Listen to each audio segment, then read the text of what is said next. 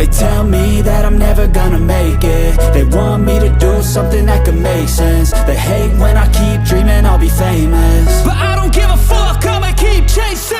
I got all this potential that's deep inside of me, but they hate when you're successful cause they try to be. They sit there being judgmental because you're trying things, and they just want you to settle and do the right thing. So get a good job, don't slack off. Wake up every morning, make a good impression on your boss.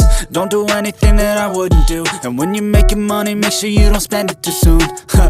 Fuck that, I'll do what I wanna do. I got a different path from everyone, and that includes you. Who are you to tell me how to live life? In these times it feels like nobody's right, yeah. So I'ma figure out what else we succeed, and then invest all of my time into that and proceed. I need whatever the hell could make me happy.